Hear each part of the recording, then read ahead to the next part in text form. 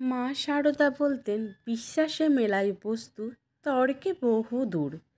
ঈশ্বরের প্রতি নিঘাত বিশ্বাসী জীবনের সকল সমস্যার সমাধানের যখন জীবন চরম কষ্ট আসে, তখনই সেই কষ্টের মধ্যে দাঁড়িয়ে আমাদেরকে বিশ্বাস রাখতে হবে যে মা আমাদের দেখছেন, আমাদের পাশে আছেন। মা সারদা মায়ের এই করুণাময়ী মন্ত্র আমাদের শেখায় কিভাবে দেখছেন, আমাদের পাশে আছেন, এবং এই যে করুণাময়ী মন্ত্র আমাদের শেখান কিভাবে অন্তরের গভীরের বিশ্বাস দিয়ে সব বাধা বিপত্তিকে অতিক্রম করতে হয়।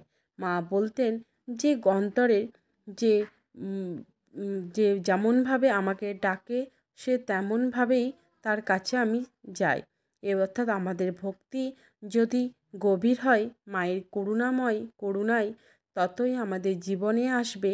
মা সারদা বলতেন, কোনো কষ্টই কিন্তু স্থায়ী যে নয়, যতই কষ্ট হোক, ভক্তি আর বিশ্বাস নিয়ে থাকলে মা তার ভক্তদের জীবন থেকে দুঃখ কষ্ট দূর করে দেন।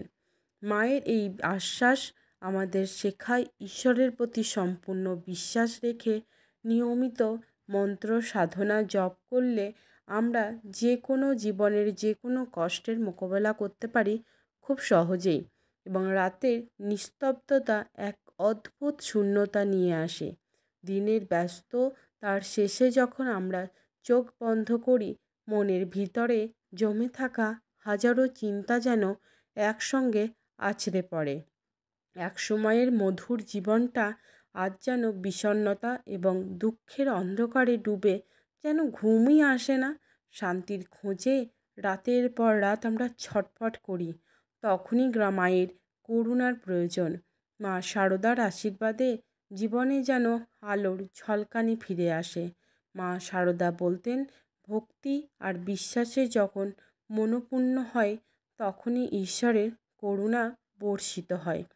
জীবনের যতই কঠিন সময় আসুক না কেন, মায়ের কৃপায় সব বাধা দূর হয়ে যাবে।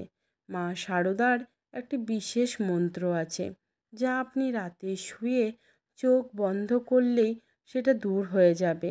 এবং মা সারদার একটি বিশেষ মন্ত্র, সেটি হলো যে সেটা 7 বার আপনাদেরকে জপ করতে হবে। মায়ের করুণা আপনার জীবনে এমন এক পরিবর্তন নিয়ে চলে আসবে যা আপনি কল্পনাও করতে পারবেন না। প্রত্যেকটি মন্ত্রে ঈশ্বরের শক্তি নিহিত থাকে, এবং মা সারদার এই মন্ত্রটি ঠিক তেমনই একটি শুধুমাত্র কয়েকটি শব্দের সমষ্টি নয়। এটি একটি আশ্চর্য শক্তি, আশ্চর্য ক্ষমতা, আপনার জীবনের সমস্ত অন্ধকারকে দূর করতে সক্ষম। এবং প্রতিদিনের যন্ত্রণার ভার যদি আপনার বুক থেকে নামাতে চান, তবে একবার মা সারদার শরণাপন্ন হন এবং প্রতিদিন রাত্রে ঘুমোতে যাবার আগে চোখ বন্ধ করে শুয়ে থাকুন।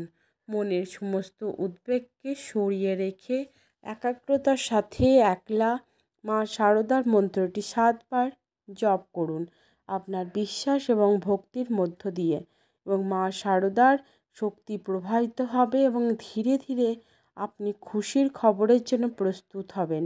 এবং মা সারদা কখনোই তার ভক্তদের খালি হাত ফেরান না। তিনি দেখিয়েছেন পৃথিবীর সমস্ত যন্ত্রণা কষ্ট তার জন্যই, তার ভক্তর ডাকে তিনি ছুটে আসেন। তাদের জীবনে আশীর্বাদে নিয়ে বিশ্বাস রাখুন, মাত্র 2-1 দিনের মধ্যে আপনার জীবনে সুখের এমন এক মুহূর্ত আসবে যা আপনার সুখ সব দুঃখকে দূর করে দেবে। শুধু এই একটি মন্ত্র, শুধুমাত্র এটা আধ্যাত্মিক উপায় নয়, এটি মা সারদার সঙ্গে আপনার এক নিবিড় সম্পর্ক গড়ে তুলবে। আপনার বিশ্বাস ভক্তি আর নিরন্তর জপই মা সারদাকে আপনার জীবনে নিয়ে আসবে। তার করুণাময় আপনি পাবেন জীবনের সমস্ত বাধা থেকে মুক্তি, এবং বিশ্বাসের মধুর মন্ত্রে জীবনের প্রতিটি অন্ধকারই আলো জ্বালানো এবং সম্ভব, এবং মা সারদা সেই আলোকে আপনার দিকে নিয়ে আসবেন। এই সহজ ও গভীর প্রার্থনা আপনার জীবনে এমন এক আশ্চর্য পরিবর্তন আনবে, তা আপনি হবেন মা সারদার কৃপাধন্য। এবং কামারপুকুর থেকে 31 কিলোমিটার দূরে মলয়পুর গ্রাম এবং সময় লাগে 45 মিনিট থেকে 1 ঘন্টা। যেখান থেকে তেলুয়া ভেলি মানে তেলোভেলার মা সারদাকে যেখানে ডাকাত ধরেছিল সেখান থেকে 6.5 কিলোমিটার মাত্র আজকের দিনে গাড়িতে গেলে 10 থেকে 15 মিনিট। রাতের নিস্তব্ধতারা যখন চারপাশকে ঢেকে দেয় তখন প্রতিটি শোকগ্রস্ত হৃদয় আরও বেশি ভারী হয়ে ওঠে। এমনই এক রাতের কথা বলবো। এই গ্রামের এক দরিদ্র গৃহবধূর চিন্ময়ী জীবনে চরম দুঃখ ও কষ্টের মধ্যে ডুবছিলেন। স্বামী কাজ হারিয়েছে, বাড়িতে খাবার নেই, একটি মাত্র ছেলে, তার মুখে দুবেলা খাবার তুলে দেওয়া কঠিন হয়ে পড়ে গেছে। প্রতিটি দিন ছিল যেন আরও অন্ধকার। চিন্ময়ী দেবী যখন ভাবতেন কীভাবে বাঁচব, মা সারদা তোমার কাছে কিছুই চায় না, শুধু আমার সংসারে একটু শান্তি দাও। একদিন চিন্ময়ী দেবীর এক বৃদ্ধা প্রতিবেশী শোভাবতী বন্দ্যোপাধ্যায় তাকে একটি মন্ত্র শেখালেন, যা কিনা তিনি নিজেও মা সারদার আশ্রয় পেয়েছিলেন। বৃদ্ধা বললেন, মা সারদা দয়াময়ী, তুমি রাতের নিস্তব্ধতায় শুয়ে যখন প্রার্থনা করবে, মা তোমার শোকে সাড়া দেবেন। এই মন্ত্রটি জপ করে দেখো, 7 বার মন্ত্রটি জপ করো। মায়ের কৃপা কামনা করে এবং চিন্ময়ী দেবী তার সন্ধ্যায় স্বামীর ক্লান্ত মুখের দিকে তাকিয়ে থাকতেন, আর তার সন্তানের অনাহারে চোখ দুটো দিকে যেন এই পরিস্থিতি মুক্তির কোনো রকম পথ ছিল না। তার কাছে তিনি বৃদ্ধার পরামর্শ মেনে রাতে শুয়ে চোখ বন্ধ করে 7 বার মন্ত্র জপ করলেন।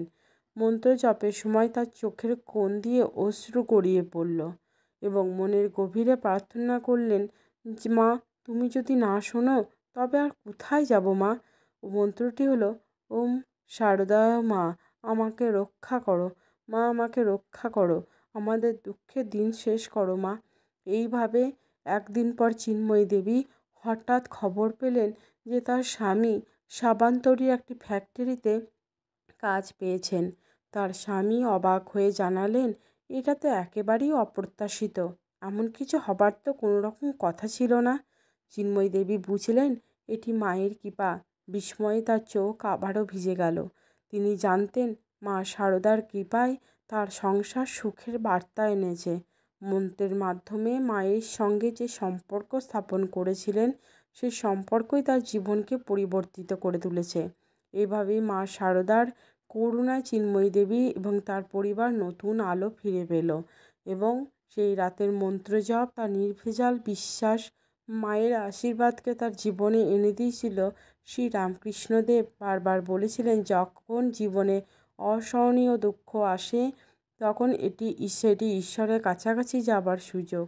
তার বসেছিলেন যখন, এবং তার মতো দুঃখ কষ্ট হলো জীবনের অবিচ্ছেদ্য অংশ এবং এই কষ্টগুলি আমাদের জীবনে ঈশ্বরের প্রতি ভক্তি এবং বিশ্বাস গভীর করে তোলে।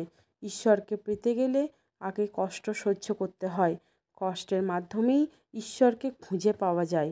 এই বক্তব্যের মাধ্যমে তিনি আমাদের বোঝাতে চেয়েছিলেন যে দুঃখ কষ্ট আমাদের আত্মাকে পরিশুদ্ধ করে, ঈশ্বরের কাছাকাছি নিয়ে যায়। শ্রী রামকৃষ্ণদেব বলতেন, যেখানে ঈশ্বর নেই সেখানে দুঃখ আছে, ঈশ্বরের সঙ্গে মিল হলে দুঃখের কোনো রকম স্থান থাকে না। দুঃখ থেকে মুক্তির একমাত্র উপায় হলো ঈশ্বরের করুণা লাভ, যা একমাত্র ভক্তি এবং সাধনার মাধ্যমেই সম্ভব। স্বামী বিবেকানন্দ বলতেন যে জীবন মানে সংগ্রাম, আর এই সংগ্রামে আত্মার জয় দুঃখ কষ্ট জীবনের অবিচ্ছেদ্য অংশ। কিন্তু এই কষ্টগুলোই আমাদের চরিত্র গঠনে সাহায্য করে এবং আমাদের শক্তিশালী করে। ঈশ্বরের কৃপায় সব কিছু সম্ভব। তবে সেই কৃপা পেতে গেলে প্রথমেই দরকার আত্মবিশ্বাস, নিজের প্রতি আস্থা। অর্থ ধন সম্পত্তি প্রভাব প্রতিপত্তি জীবনের চরম লক্ষ্য নয়, চরম লক্ষ্য হলো ঈশ্বরের সঙ্গে মিলন। যখন আমাদের জীবনে অর্থ বা দুঃখের কোনো রকম অভাব থাকে তখনই আমাদের মনে হয় সব কিছু বৃথা। এটাই আসল শিক্ষা। ঈশ্বরের একমাত্র আশ্রয় তো জীবনের সব কিছুই ক্ষণস্থায়ী। আসল উদ্দেশ্য হলো ঈশ্বরের শরণ নেওয়া এবং একটু যদি আপনারা আপনাদের পরিষদদের মধ্যে বা নিকট আত্মীয় স্বজন বন্ধুবান্ধবদের সঙ্গে এই ভিডিওটা শেয়ার করেন তাহলে আমাদের ভালো লাগবে। তো চলুন সবাই সাবধানে থাকবেন, সুস্থ থাকবেন এবং ভালোভাবে থাকবেন। আবার একটা নতুন ভিডিওর সাথে হাজির হয়ে যাব এবং সবাই কমেন্টে জয় রামকৃষ্ণদেবের জয়, জয় মা শারদা অবশ্যই কমেন্টে লিখে যাবেন। সবাই ভালো থাকবেন, সুস্থ থাকবেন, সাবধানে থাকবেন। Tata, bye bye.